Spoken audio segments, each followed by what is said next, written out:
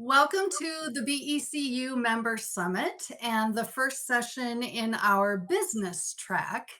My name is Jennifer Lovegren, and I am the Senior Manager of Cash Management Sales here at BECU. I have been with BECU for just about 2 years, and prior to that, I have over 20 years of experience in the financial services industry, most of that as a treasury management consultant, where I was meeting with businesses of various sizes and various kinds and discussing cash flow and how to streamline banking processes. And those conversations almost always included mitigating risk and fraud. Joining me is my partner in preventing crime, Melissa Giddens. Welcome, Melissa. Thank you so much, Jennifer, and thank you for that description.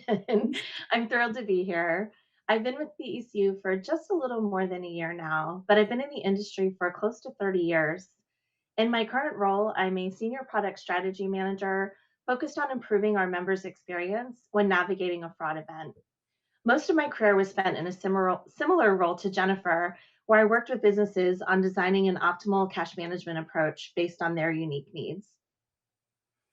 Wonderful. Well, thank you for being here. I appreciate you joining me. And let's get started.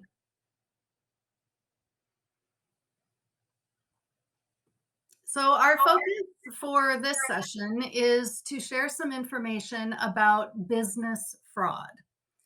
We will discuss why focusing on fraud is so important.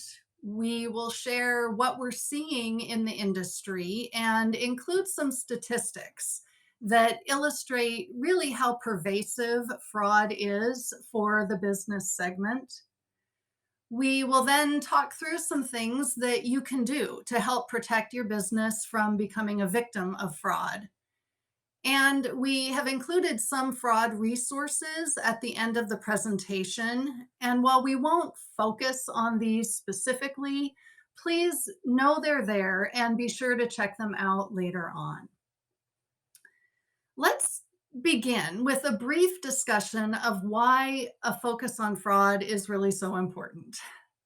Business fraud is a very broad term, and lots of things might come to mind. There's check fraud, business email compromise, embezzlement, scams. And fraud can refer to crimes that are committed by employees internally, or it can also describe external attacks that are committed against a business itself. But really, at the end of the day, business fraud almost always involves someone stealing from someone else under the guise of a business relationship. And no matter how we define fraud, any business of any size in any industry is susceptible. And because of the creativity of fraudsters, there's really no flying under the radar when it comes to business fraud. In my years of supporting businesses, I have heard all kinds of justifications as to why a business would choose to not focus on fraud. There's not enough time in my day. My business is too small to be targeted. I don't have enough staff to focus on fraud. Every one of these reasons results in a business leaving themselves exposed in some way. For all the time and effort spent making sure that a business runs successfully, there's not always a lot of time spent thinking about what happens if you actually experience fraud. Fraud isn't going to hurt just your bottom line, but it can also hurt your reputation.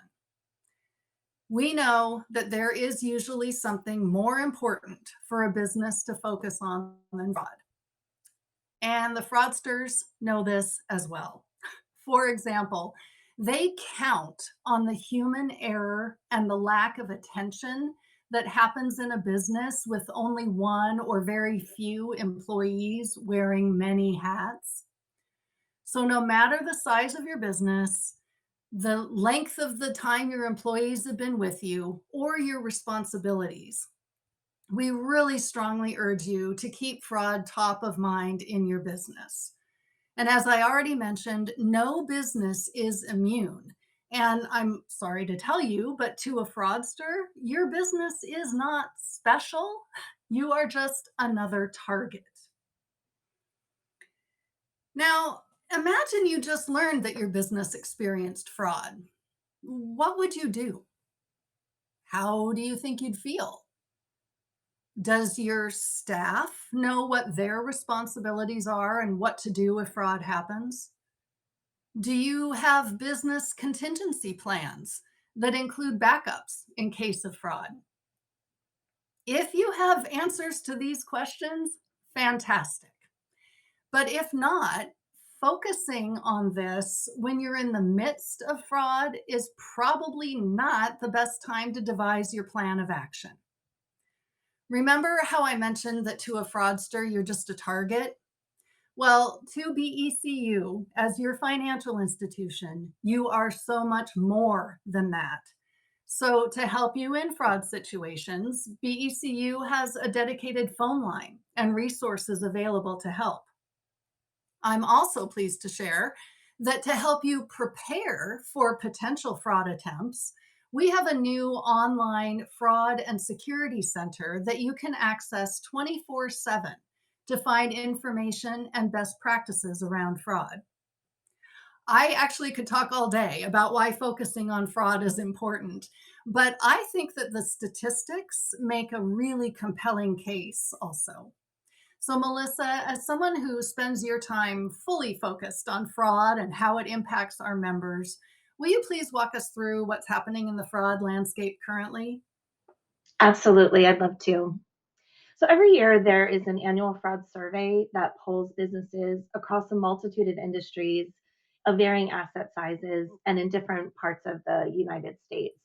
These are the results of the most recent survey from 2022. And while the results do show that payments fraud was lower last year than in previous years, there are still 3 out of 5 businesses that are being targeted by fraudsters, either with an attempt or an actual loss. I think that's a staggering number. And as you can see, a variety of payment mechanisms were used to commit fraud against those businesses, from checks to cards to ACH and other payment rails.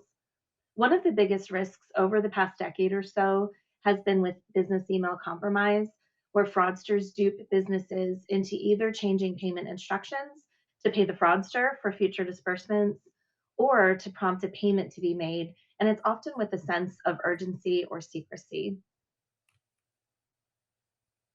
From that very same survey, this shows us a breakdown of payment methods used by fraudsters over a 2 year period. And I think what's interesting is that check volume has declined on both the consumer and business side. This very same survey demonstrates the decline in businesses issuing checks. But checks are still the number one preferred option by fraudsters when targeting businesses, even though those same businesses are writing less checks than in years past. As businesses have started dispersing less checks, there has been a significant shift to leveraging electronic payments, including faster payments, which are relatively new over the past 5 to 10 years or so. It's going to be interesting to see how these payment options might change in the future as fraudsters may shift their focus as businesses continue to change the way they leverage existing and new payment possibilities. This is just one example we wanted to show you of how a local business may be susceptible to fraud. When you think about all the ways a business disperses payments and even the variety of ways they accept payments from their customers, trading partners, suppliers, whomever they're interacting with, there are multiple points of compromise to entice fraudsters with their methods. For example, a fraudster might target an employee through an email containing malware to breach that employee's computer and then wire money out of the account. As a business, we recommend you try to think like a fraudster if possible, how a fraudster would identify opportunities that they see and what gaps they may see in your business processes, and then try to shore up those risks. Hardly a day goes by when there is not some sort of news article or headline or news story about a business being targeted by a fraudster. And as you can see from these headlines, business fraud is widespread in the states and cities where businesses reside, but also in the types of businesses targeted, along with the way fraudsters are trying to commit their acts. And this is at the same at the global level. It is not specific to just businesses in the United States. In many cases, it is a full time job for a fraudster to target businesses and master their craft. Jennifer, based on your experience working with our business members at BECU, can you share some of your experiences? Yeah, sure, absolutely. Our business members have seen a lot of check fraud. So think counterfeit checks or altered checks and stolen check stock. We have several examples of payroll impersonation, which would be the attempt to misdirect an employee's direct deposit of payroll. And perhaps one of the largest ones we have is several instances of various phishing scams where a fraudster would send an email or text messages to try to prompt an action, such as sharing passwords or even sending money. And lots of times, these phishing scams look to be from a known source like an Amazon, or we've even seen them from the United States Postal Service. And then business email compromise that you already described is another big one for our members. But I want to point out, and I want to be really clear, we see this happening across all industries and all sizes of businesses. And BECU is not unique in this. Every financial institution and its businesses and business relationships are targets of fraud. And in fact, I like to say it's not a matter of if, but when will a business experience a fraud attempt? That's exactly right, based on my experience as well, Jennifer. When I was early in my career, the businesses that I worked with did experience fraud, but it might have been once or twice a year that they would let me know that that had happened. In my last cash management role working with businesses, it was once or twice a week that my portfolio was targeted by fraud and they were letting me know. It didn't always mean that they experienced a loss, but there was at least an attempt at once or twice a week. The way that fraud has grown just in my short career is staggering. And unfortunately, fraudsters have no plans to stop. So fraud is predicted to grow at scale in the years ahead. Jennifer, can you also help us understand how businesses can protect themselves from payments fraud? Sure, absolutely. I think that protecting your business really can start with your account structure. No two businesses are the same, even if they're in the same industry. And so your account structure really should be tailored to your specific business needs. And so think about it this way. Perhaps it makes the most sense for you to maintain one account for all your business activity. Thinking through this through a fraud lens, could you maybe better protect your balances by having separate accounts for separate purposes? And by this, I mean, for instance, to protect an account number, maybe you separate your payroll activity into a single account. Or you consider using a separate account only for electronic transactions, for those like when you are asked to provide your account number. And this might be a good time to also consider how you are sending and receiving money. If you are only paying by check, recognize that you are literally handing out your account number to anyone that you're paying. You might look at other ways to make payments that wouldn't require handing out your account number, such as using cards or electronic forms of payments. And then, if you do incorporate these other methods of payment, be sure to review your account structure to make sure that all of your channels of payments are considered. And once you have your structure figured out, if you take this approach of separate accounts for distinct purposes, who in your organization needs access to these accounts? Does every person in your business need access to every account or only specific accounts? Maybe a payroll clerk might only need access to the payroll account, but your bookkeeper or accountant might need access to all of your accounts. These are just some of the scenarios to consider when determining how to best structure your accounts. We wanted to show you a sample account structure, but again, there is no right or wrong way. Every business is unique and needs to design their structure based on their specific needs. Next, we suggest leveraging your employees or coworkers as a first level of defense against fraud.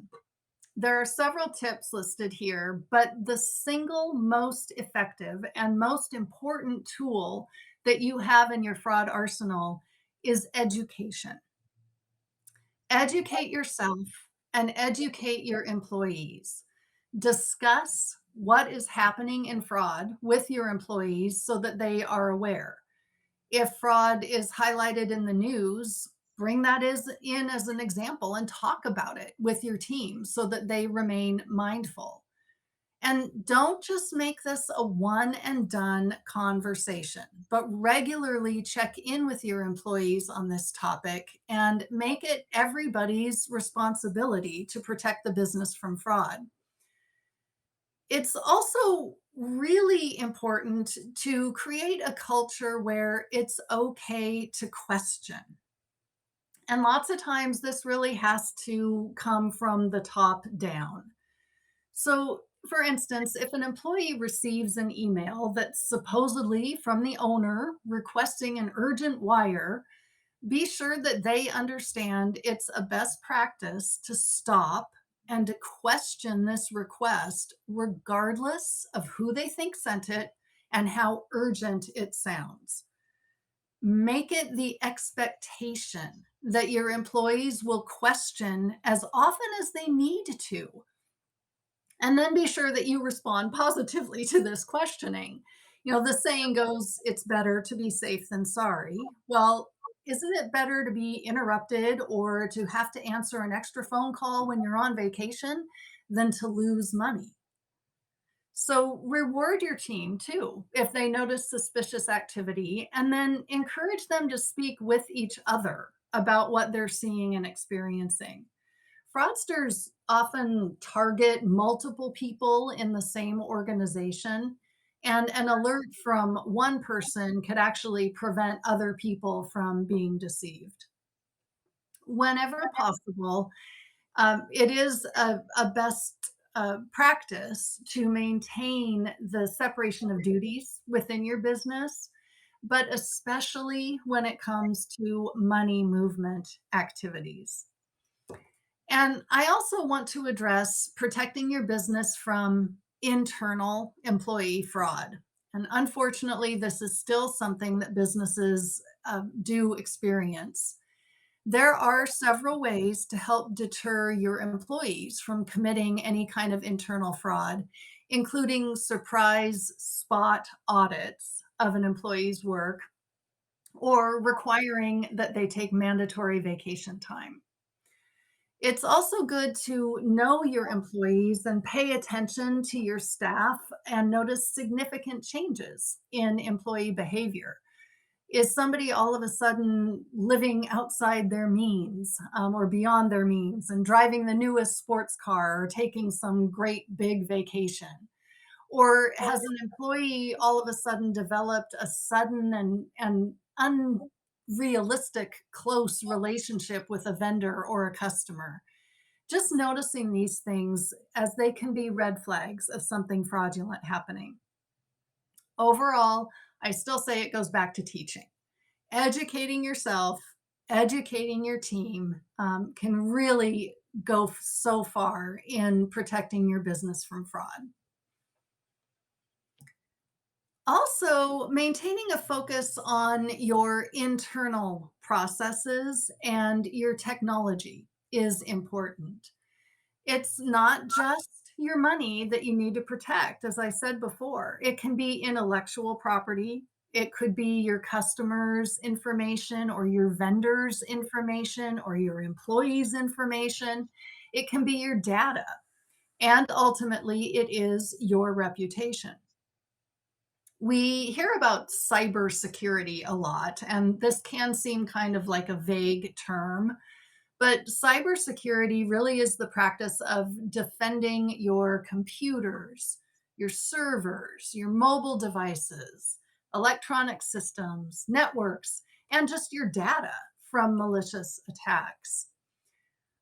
I believe that strong cybersecurity really starts with strong physical security. Things like storing paper files and electronic devices securely, or limiting physical access to sensitive information, only keeping files and the data you need, and then know who has access to that data. Physical security can also extend to some of your processes, such as reconciling your accounts daily, which might seem like extra work, but it can help you quickly identify fraudulent activity, and it allows you to report anything suspicious right away, which possibly can save you a lot of time and money later on. Having a predefined process for confirming payment requests and changes to payment information is another smart way to help defend against payment scams. If you verify the request through a channel other than how it was received, it's a simple way to catch attempted fraud. And this goes back to my comments about it being okay to question. And then, when thinking about your technology and how your information is displayed online, what information are you basically handing to fraudsters because of how it's on social media? Do you have current and up to date antivirus software? Do you change your passwords frequently? And do your employees change theirs? Are you requiring something like complex passwords? And maybe using a password app to help generate and manage passwords makes sense for your business. And do you use multi factor authentication? These are all questions to ask yourself or an IT person, if you have one, to help develop your cybersecurity processes. And then there is dual control. And I couldn't talk about fraud prevention strategies and not mention dual control. Dual control is the process of requiring more than one user or person to access a system or to process a payment, such as a wire. The more information that is needed to breach your system, the less likely it is anyone will gain access to all of that information. Whether it's dual control for your online wires or simply dual control within your office to access your physical check stock, please consider using this where and when you can. Overall, it's a good idea to have a plan for each potential type of fraud. Be sure to back up your data regularly, keep your physical and electronic security up to date, and again, make sure your staff is educated on how to protect themselves and your business. Those are really great tips, Jennifer. As you shared earlier, no two businesses are the same. So, thinking through each of these areas and these tips that you shared and how a fraudster might seize an opportunity can really help you devise the best fraud prevention plan for your business based on your unique needs. I especially love that you stressed how powerful dual control can be in limiting a fraudster's ability to create payments or even breach a physical space. I like to think of dual control as a stopgap. While it is possible, a fraudster would have to compromise both parties in the creation and the approval process in order to be successful. So, leveraging dual control limits that possibility if only one person is breached. I know we're getting close to the end, Jennifer. Do you have any final thoughts? I do. There really is so much that you can do to protect your business from fraud, beginning with the education. I strongly suggest that you take some time to review your business and your processes and your review with your employees and think about where you might have exposure points. Consider the ideas that we've shared and what you can put into practice today to safeguard your business for tomorrow. And don't forget that BECU offers options to help protect your business. We offer account alerts and dual control through your business online banking. We are here to help, so please contact us if you have questions or concerns. And then, as I previously mentioned, we do have some additional resources for you to review to get even more ideas of how to protect your business. And I'm going to put in another shameless plug here for our online fraud and security center that is found at becu.org. This fraud center has links to other resources and other information for businesses and individuals and can be a great source for you as you're putting your business fraud plan together. So at this point, I think we're ready for questions. Hi there. So we do have a few questions. If anybody wants to put additional questions in the chat, feel free. The one that just came through is, can you give an example of a business email compromise scam?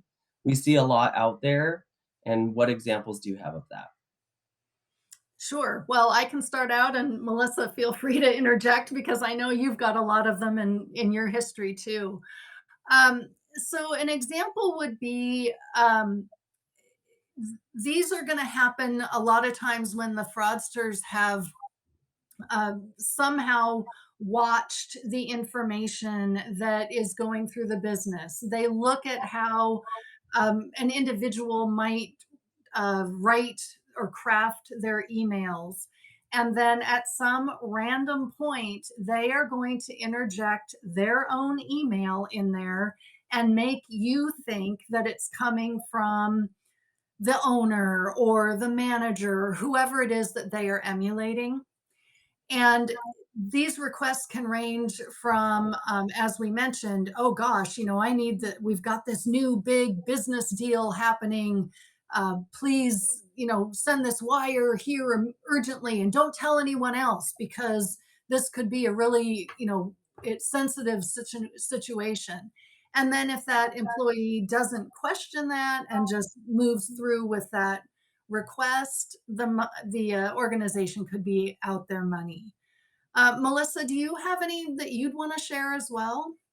Sure. Unfortunately, as you shared, I have a lot of examples from my past working with businesses directly. I'll just give you a brief example. I had a controller of a pretty well known business in Seattle that I'm sure most people are very familiar with in this meeting today. She received an email from a fraudster, and all it said was, "Can you do a wire for me today?" And she replied and said, "Sure. How much do you need me to do?" She proceeded to execute the wire when she heard back from who she thought was the CFO. The fraudster was pretending to be the CFO. So she sent the wire. She thought everything was great. She ran into the real CFO, excuse me, in the hallway later that day and said, "I did that wire for you. Everything's great." And the CFO said, "What are you talking about?" And that's how she discovered that unfortunately it was business email compromise. The real CFO's email had been breached and the fraudster was communicating with the controller. There weren't any dual control setups. There wasn't any kind of separation of duties. There was nothing in place. She had full control to create the wire, send the wire, and unfortunately she did. And they lost a pretty significant amount of money. Wow. That doesn't sound like a fun experience. Um, so there's another question that came in. It's in your guys' careers, it sounds like you have experienced quite a bit with fraud. Have you guys seen an increase in fraud, or has it remained roughly the same, or what does that look like today? That's a great question. And to something that Melissa spoke to a little bit earlier, I have seen an increase. It did way back in the early part of my career. I might hear of a fraud instance maybe once a month. Um, in more recent years, it has been something that instead of being the exception, it seems like it was becoming more the norm. And I would hear various different scenarios from businesses maybe once or twice a week. I think what's changed some um, is really the type of fraud that is being the fraud attempts are changing. Used to be so much around the check fraud, and really now it's much more these electronic or the business email compromise or text and email messages looking for some kind of access into a system. I would just add, what Jennifer shared is spot on. But gone are the days when only large businesses are targeted. I remember those days early in my career. That was the case. A small business was not on the radar necessarily of a fraudster, but that is not the case any longer.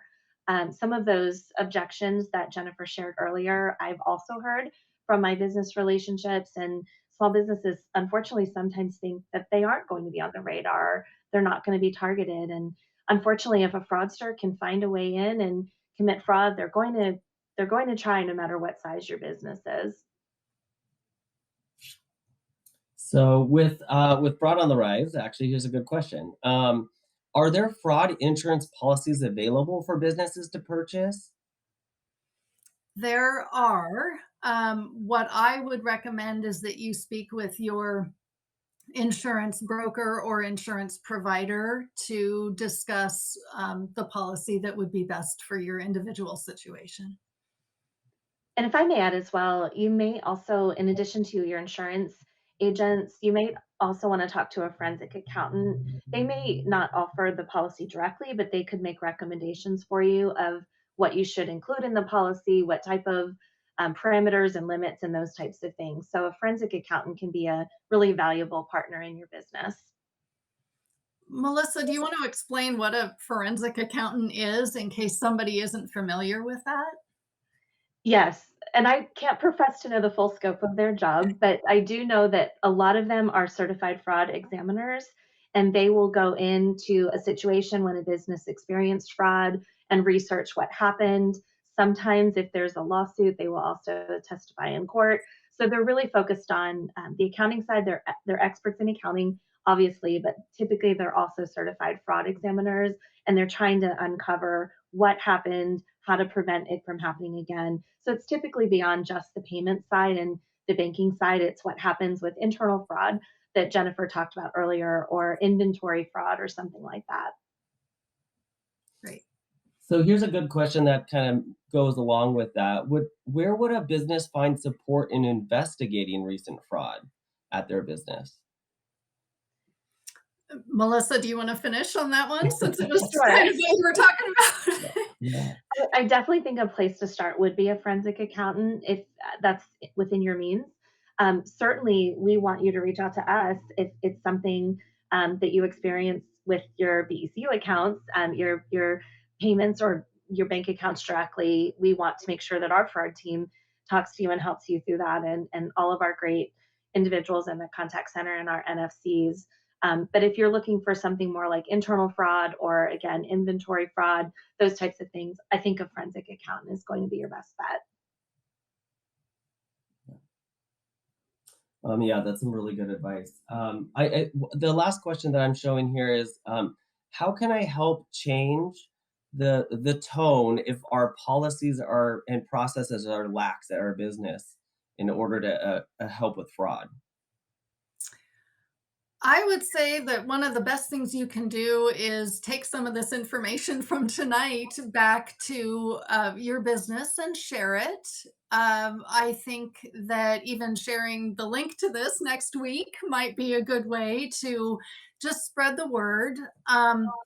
It it really kind of it's a slow process. It's not going to be something that a business adopts overnight. I also kind of think about protecting a business from fraud as a little bit like having insurance. right? I mean, you insure your employees or you insure a building, but how are you really protecting your money and your information and your processes, your data, all of that? And so approaching it sort of like, hey, one thing at a time, but it's really a preventative um, thought process. And yeah, I guess, Melissa, do you have anything else you would add to that? I'll just add quickly, one of the things you talked about earlier, Jennifer, is not trading convenience for risk.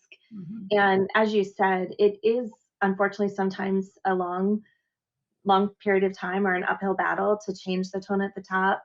But I would say if you're a business owner, this is something that's really important, as Jennifer shared, to educate your employees on. They're only working for you and trying to do the best by you and protecting your valuable assets for your business. If you're an employee of a business, I would say, um, like Jennifer shared, sharing some of these statistics, some of the tips that we've shared here, no business is immune. So it's sometimes owners or sometimes people that aren't familiar with fraud, they're not seeing the type of fraud that we see in the industry. Um, it's just out of sight, out of mind. It's not something that they're worried about. So just keep chipping away at it. Don't lose hope if it's not something that changes right away. But again, I would pause, question things, and really decide, is this something that is an inconvenience that I'm willing to change, or what would the risk be if I don't change this? So I just think going back to that statement really sums everything up. Would you be willing to trade convenience for risk? And if the answer is no, the tone at the top should hopefully embrace that approach. Well, that's all of the questions that I'm showing here in our chat. So if you guys want to, since we're nearing the end anyway, if you want to go ahead and wrap up, then I would just say thank you all for joining us this evening and just stay diligent. Thank you all so much. We appreciate Thank your you. time.